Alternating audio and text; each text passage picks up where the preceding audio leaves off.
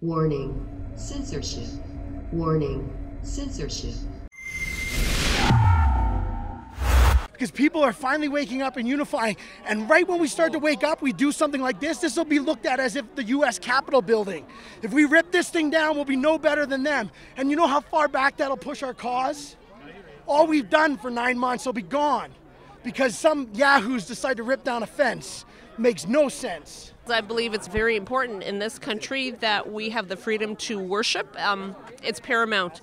I came because there's enough tyranny. It's time to end this nonsense. This is just total overreach. To seize the land and the church. That's what happened with my grandfather when they seized his land and they seized the right to go to church, and they turn all our priests into traders, for the government. Sometimes when you listen to Pastor Pawlowski, you can think, wow, isn't he just a little bit too far calling those the policemen Nazis and Gestapo? Unfortunately, that's what we learned from history.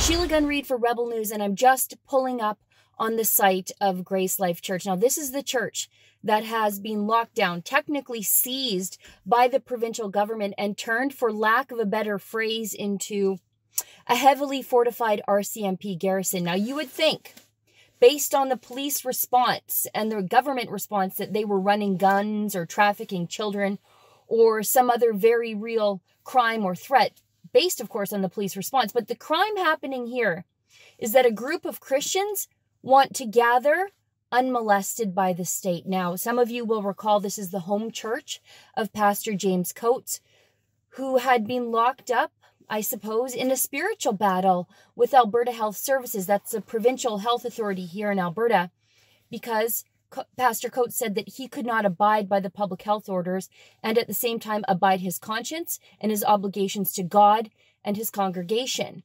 Public health restrictions currently state that places of worship must be limited to 15% of fire code capacity. And also the church must make congregants wear masks and social distance from each other. Singing and instrumentation is also banned. Now, for failure to abide by these public health orders, Pastor James Coates garnered international attention when he spent 35 days in a maximum security provincial facility as a prisoner of conscience. It took me much longer than normal to get to GraceLife today than it normally does, not only because there was a major snowstorm here last night and the roads are very treacherous, but also because the RCMP have the roads blocked off everywhere leading up to the church, including the exit at the major secondary highway that runs adjacent to the church property.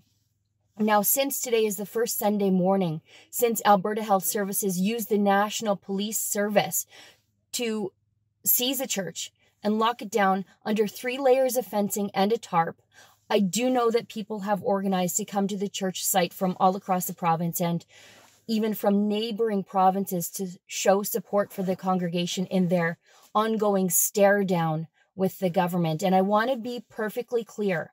The protesters here today do not necessarily speak for the church and the congregation. They're just supportive of what the congregation is going through. I don't even know if the congregation is meeting near here or at the location, but I do know that they will gather together today because that's all they ever wanted to do. They didn't want this spectacle, and they don't want a standoff. They just want to be left alone to worship as they see fit, as is their charter-protected right to do so. The police have me parked almost a kilometer, it looks like, from the church. I have no idea what today is going to bring, but let's get out of the Jeep and go check it out. Leave the fence alone! Leave the fence alone! If you're here for freedom. You're not here to rip down a fence. That's not going to accomplish anything. And right now we're at a crux where more people are coming together. For the last 9 months, there's been different organizations that have been on different pages, and it seems now they're finally banding together. So all we need to break it all down is do something stupid like rip a fence down. because what we have coming in the next 3, 4, 5 months is going to be huge, because people are finally waking up and unifying. And right when we start to wake up, we do something like this. This will be looked at as if the U.S. Capitol building. If we rip this thing down, we'll be no better than them. And you know how far back that'll push our cause? All we've done for 9 months will be gone because some yahoos decide to rip down a fence. Makes no sense. So the fence came down, and you called for peace and for calm and for civility. Yeah, because we're here for a church and we're here to represent freedom, and we'll destroy every bit of it if we take down this fence, and that's not what we're here for. Sure, are we supposed to be resisting? Yeah, but this is not the time and place. This is here for peace and for the church and for freedom. Simple. And there are some people here who are clearly not respecting the way the church has handled this from the very beginning. Yeah, they don't belong here. These people are here to self-promote themselves, try to make something of themselves, and it's just a bunch of hate speech. And by them spreading hate, they're just guilty of what they're talking about. They're the hypocrites. There's no point in spreading hate. Especially when this has been sort of a unifying movement. So many people are here to stand and support GraceLife, and there are a lot of interlopers. And that's the thing, is that for 9 months, people have been not unified, different organizations, and they've been kind of separated. Now the organizations are unifying, and they're coming together, and if we stay that way in 60, 90, 120 days, we could start making impact, but they'll simply undo it all by just ripping this down because they just aren't patient enough, and they want to, represent fate or hate and fear and everything else, and that's not going to solve anything. People are finally starting to unify, and I think we can see a change, but that's never going to be the answer. There are enough people who attend this church every single week who could have taken the fences down, and they didn't. That's right. They could have and they didn't, and that's not because that's not the solution. Because you sit here and you look at this, and it doesn't matter what side you're on. It doesn't matter if people think we're all crazy, or you look at the policemen and the other media that are here. They could disagree with us. Some of them probably do. Some of them probably agree.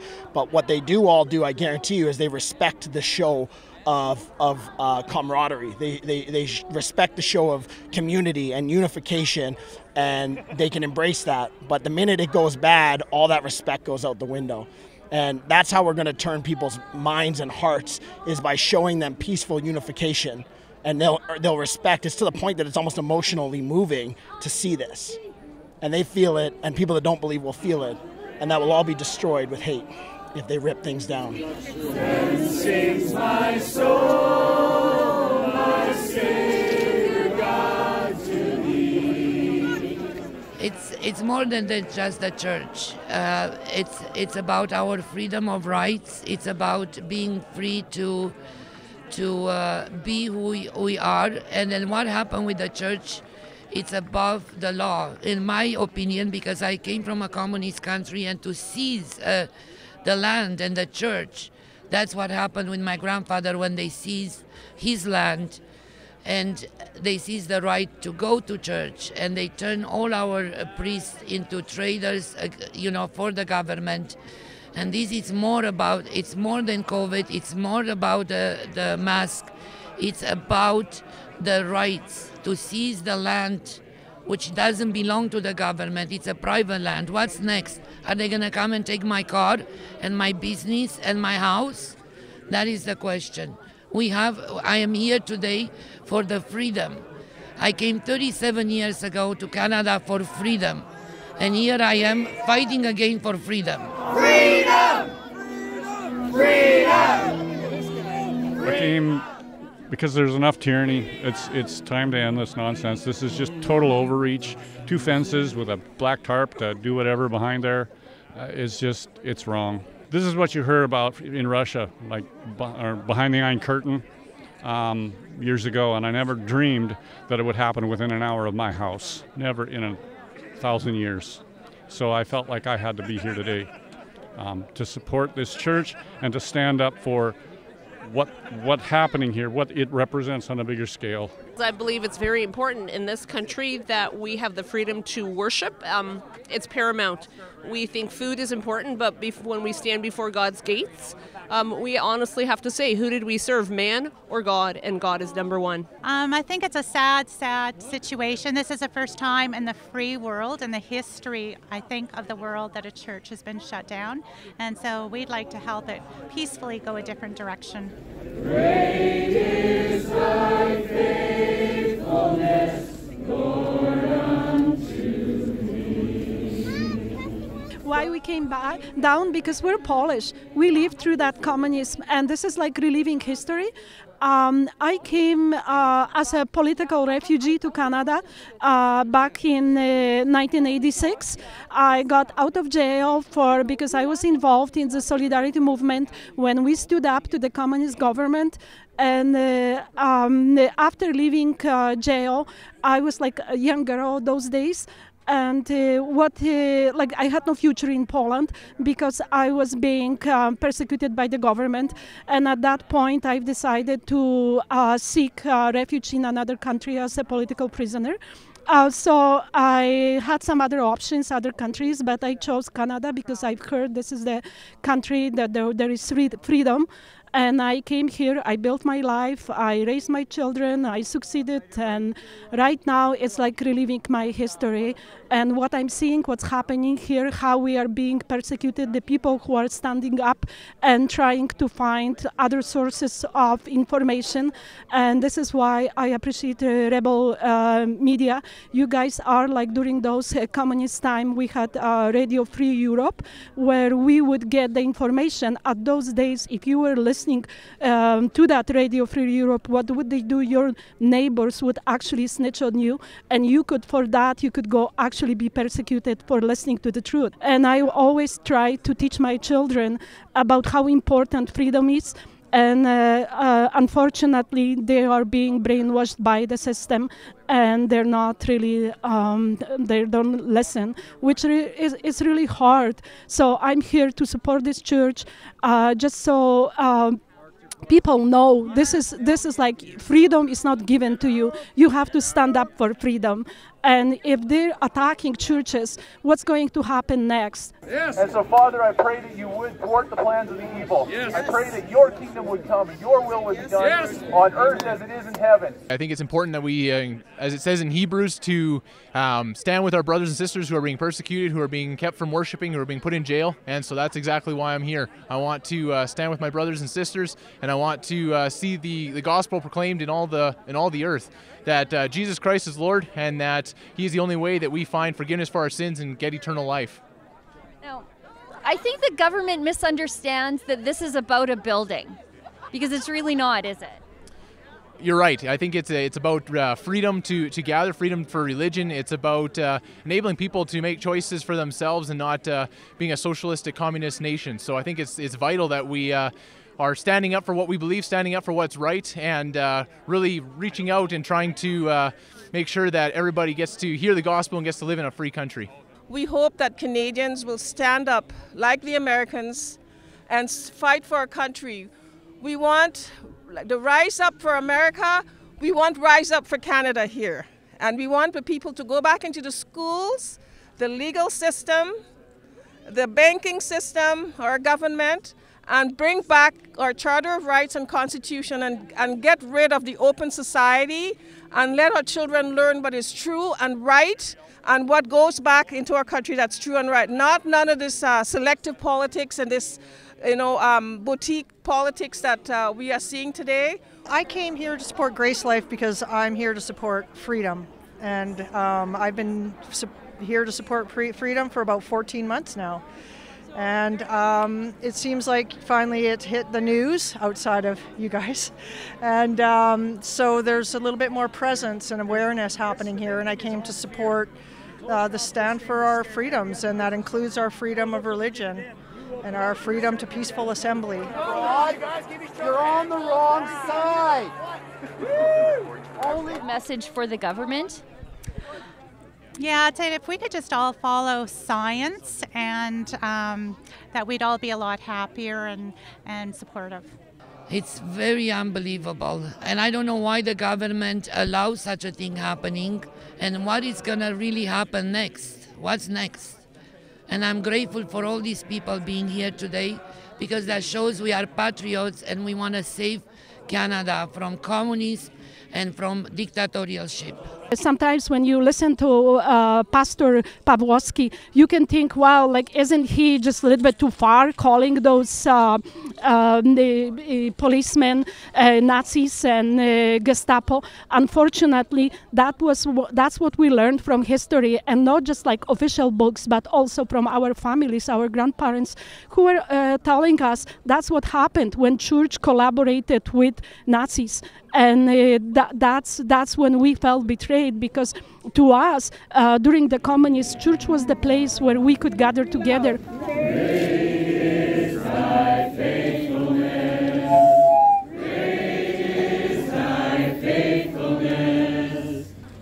It's been a real mixed bag of a protest down here at GraceLife Church.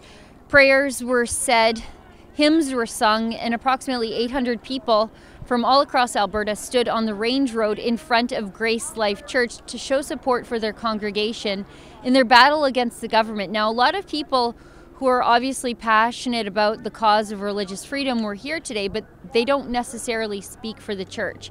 At one point, as you saw, the fence did come down, but it was put immediately back up. And that tearing down of the fence prompted police to respond by bringing in even more enforcement. I want to be perfectly clear here. People from the church did not take the fence down. In fact, people who attend the church here were asking for the fence to be put back up because they're not looking for any more confrontation with the police. They're not looking for an escalation of what's happening here. They're looking for peace, the way they always have. We've seen how this church has dealt with the media and the police from the very beginning. They're not confrontational at all with the police. They pray for the police, and the congregation has kept the media at bay, and they do not engage with the media. Tensions are high here, and I think it's going to get worse. I think a lot of that has to do with how the government continues to escalate the situation here. People are angry, and as I said, they're passionate. And all of that's understandable because people feel helpless and they're losing hope. Now, the GraceLife congregation, they met together for services somewhere else at an undisclosed location this morning. And that's all they've ever wanted to do, just gather as a church and be left alone. You can see the government can lock up their pastor, the government can take away their building and their land, but GraceLife Church, they will continue to meet as a body of believers, no matter what the government does to them or threatens to do to them in the future. For Rebel News here at GraceLife Church, seized and fenced off by the province of Alberta, I'm Sheila Gunn Reid.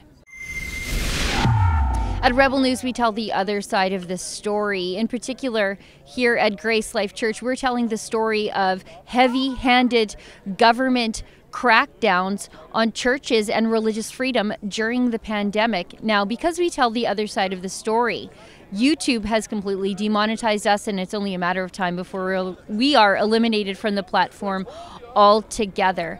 If that does happen, we would like to be able to tell you where we've gone and what happened to us. And one of the best ways for us to do that is if we have your information in advance. Could you please go to afteryoutube.com, sign up there, and when we are kicked off of YouTube, we have a way to let you know what happened to us and where we've gone.